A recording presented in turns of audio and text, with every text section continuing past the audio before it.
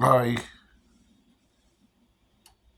have said, and a lot of people have said, that the probably strongest argument for the existence of God is not the nation, but the people of Israel, the Jews, as a group, not just a country, but as a group throughout the world, the existence of the Jews. You go back, obviously, to talk about the Holocaust, Hitler tried to totally obliterate the Jews. You go back even farther, not too much farther, but throughout the centuries, the Arabs, and more particularly the Muslim faith, tried to obliterate the Jews. You go back to the time of Christ.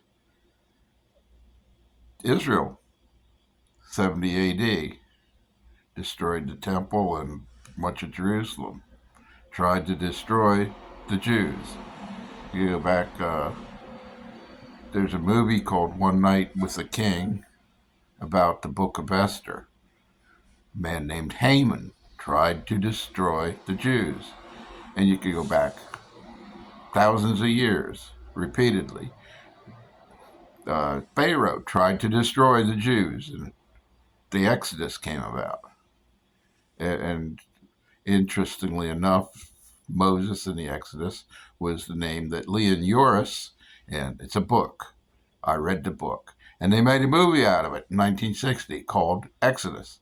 And Pat Boone sang a song called the Exodus song, This land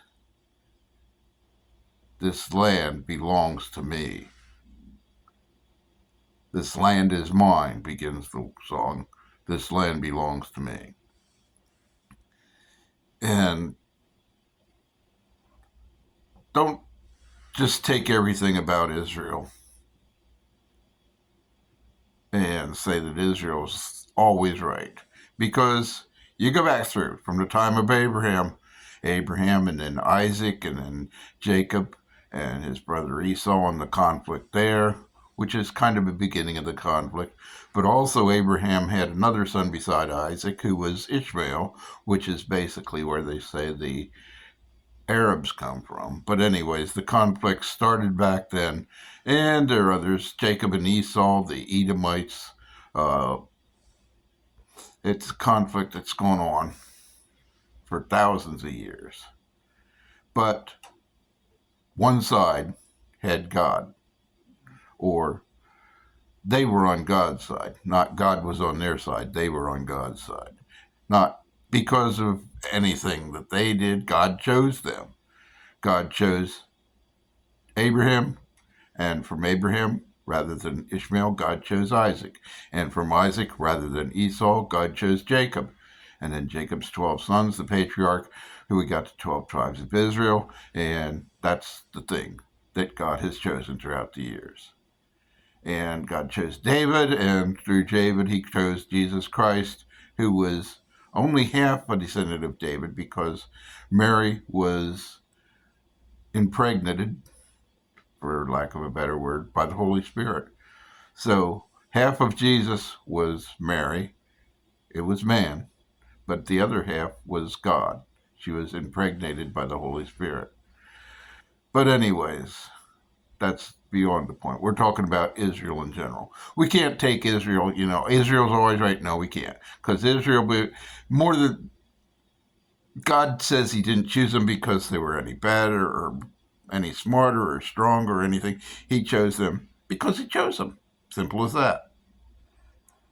He said, talking about Isaac's sons, he says, Jacob I have loved, Israel I have hated. I mean, Esau I have hated. Boy, that messed up. Israel and Jacob are the same person. It's Jacob I have loved, Esau I have hated. That's what Jesus said. That's what God said. You know, just because he chose it that way. And you can't say that Israel's always right. The Jews are always right. Because probably more often than not in history, they were wrong. But they were still favored by God. They are favored by God. And you got to take this as fact, and you can't discount that fact. So, in a choice between Israel and anybody else, it's intelligent to take Israel's side. So, come to my lifetime. I was born in 1952. So, in my lifetime, Israel had already become a nation. They had established, and that go back to the movie Exodus, is when they established the nation of Israel. And I won't get into all that, but after that, Israel fought at the beginning, and then the more famous war is the 6 Day War. I think that was 1967, and then later the Yom Kippur War, and I guess there's been a couple of wars called the Lebanon Wars in the late 1900s, and another one in the early 2000s. And now we've got the Gaza war between Hamas and Israel. And pretty much it's a conflict because there's Hamas, there's Hezbollah, there's the Houthis, and they're all, it's not them, it's Iran. They're Iran, Iran, Persia, whatever you want to call it. They're the ones that are backing them. They're the ones that are getting the power, which is why there's so much fighting by Israel and by the United States to take out Iran. And Iran's not the good guys. You know, go back to the time of Jimmy Carter. Yeah, that's, you don't remember that. It's long before a lot of people today are born. But I remember it. And Jimmy Carter was, until Biden came along, a lot of people considered it the worst president ever. And, you know, take what you want from that. But he did nothing. He tried, you know, they tried to had a failed thing trying to, Iran, the Ayatollah, took prisoner our people, you know, and we're holding them. It's not right. It was wrong. They were wrong. Iran was wrong. But Ronald Reagan got elected. Almost as soon as Ronald Reagan got elected, just like our present president, they knew they couldn't mess with Reagan. They let the hostages free. There was a botched attempt to free them. That was a real joke because, you know, Carter was just so weak and wishy-washy. Yeah, he's done a lot of things since then. You know, he's gone now. But his building houses, I forget what the thing's called, but it was a good thing, you know. And Carter was supposed to be a born-again Christian, but, well, we won't go into that. But Reagan was the real deal. If we just had Reagan's ability, he was called the great communicator. If we had Reagan's ability to communicate combined with Donald Trump's resolve and his savvy, he's a businessman. He knows how things work. And he does things to get things done. And that's why he's such a great president. You might say, oh, yeah, but he's blah, blah, blah, blah. No, he is a great president. And I don't understand. Netanyahu, the great devil, no.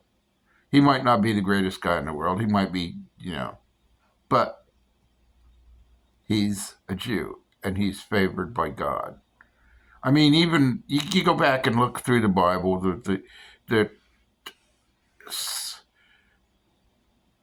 the worst, I think you could probably say, is Jezebel, because she wasn't a Jew, but she was married to a Jew named Ahab. And even though they were really rotten people, they worshiped Baal or Baal, however you want to pronounce it, Baal. And that was because, I forget, I think it was Sidon. It was either Tyre or Sidon is where the king's name was Ethbaal, and he was Jezebel's father. And that's where the Baal worship came in that Ahab really promoted. So you got this crap going on. and he was a very evil king, and God ended up killing him and killing his sons, and that was the end. But as bad as he was, God was for the Jews, as opposed to, say, I can't think of many of the others, mostly the Syrians, Ben-Hadad and Hazael and all those dudes who were trying to defeat Ahab. And they did defeat him a lot, and they killed a lot of Israel's people, but God was still there for them, especially when Ahab, a couple of times, said, okay, I messed up, and he repented, and God gave them some victories. And you go to the other side, you remember after, okay, David was the first real king. Saul was before David, but Saul wasn't the man that God chose. David was the first man that God chose. And then David's son, Solomon, became king. Okay, United Kingdom under David and Solomon. But after Solomon, because Solomon really messed up. Won't go into that. But Solomon had 700 wives, princesses, and 300 concubines. That's mind-boggling in itself. But it says that the wives were foreign wives, and they drew Solomon's heart away, and he worshipped other gods.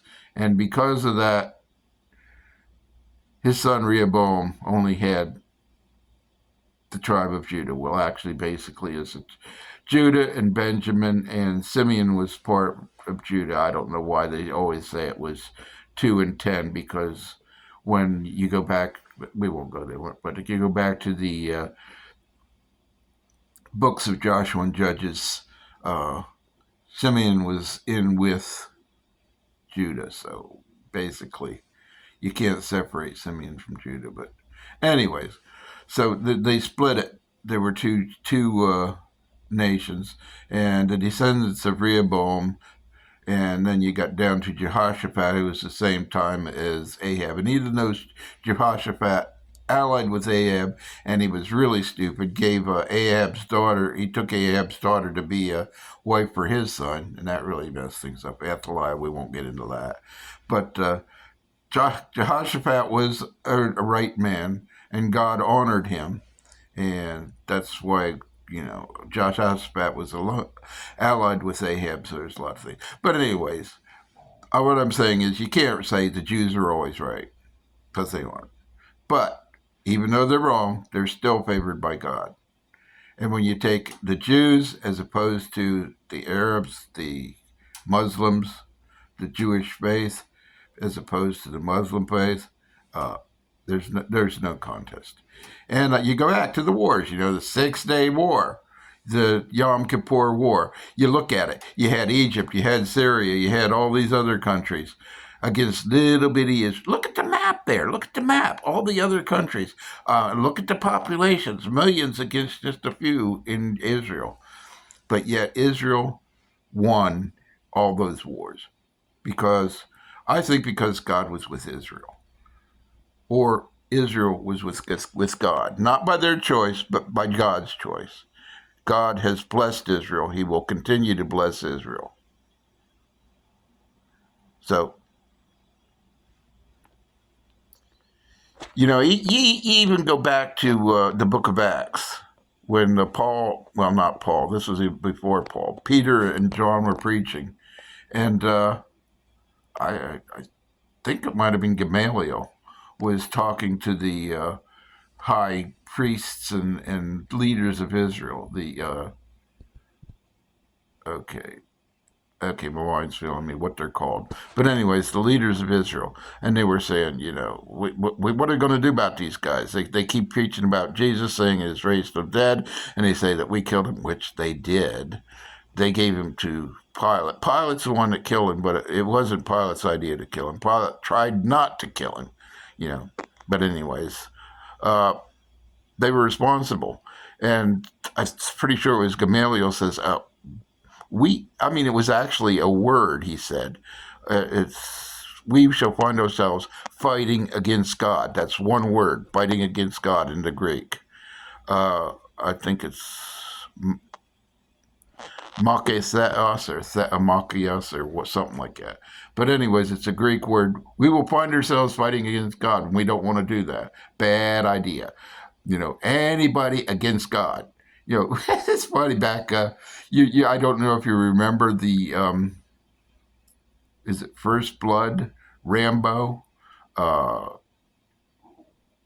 Sylvester Stallone. Yeah, we where I worked, we had things, because Rambo took down, I think it was a helicopter, took it down with a rock. And we had all kinds of things. Rambo with a rock versus this. Rambo with a rock versus that, Rambo with a rock always won. Well, Rambo's nothing compared to God. Anything and everything against God is going to lose. You don't fight against God. You'll lose. You have already lost. God won. The war's over. He defeated the devil on the cross. Jesus won. That's it. Everything else is just mopping up. Even the Battle of Armageddon, the battles in the... I think Armageddon is at the end of the millennium. Or is Armageddon the end of the tribulation? But anyways, there's two battles. The devil was defeated at the end of the tribulation, and he's taken and knocked and thrown into the abyss for 1,000 years, and then at the end of the millennium he's left loose, and he's going to tempt the people that were born during the millennium again, and you don't, whatever, and then he's going to get defeated again, and then because at the end of the false prophet and the beast are at the end of the tribulation are cast into the lake of fire, but the devil isn't there yet. He's only in the bottomless pit for 1,000 years, and then after the millennium, when he comes and fights against God again, and of course Jesus wins again, then he's thrown into the lake of fire which burns forever and ever, the fire and brimstone, and he's there forever and ever, along with the false prophet and the beast. But that's things that's just, that's what I was talking about before, the tribulation and the millennium and all the wars and that stuff. But anyways, God, simple. God wins. Simple as that. You got a choice, be on God's side or the other side. There's smart. I mean, pick the winning side. Pick the winning side. Oh, and just one quick thing, what's funny is you got the gays or LGBTQ, whatever, for Palestine. No. You know what in Muslim countries they do to people who are homosexuals? Just one of the things. They throw them off the top of buildings. They kill them. Simple as that. They do not tolerate homosexuality in Muslim countries. Check it out. I mean, not somebody, check the real facts, what they do. It's not a brilliant idea to say, oh, I'm gay and I'm going to support Muslims. No, not a good idea.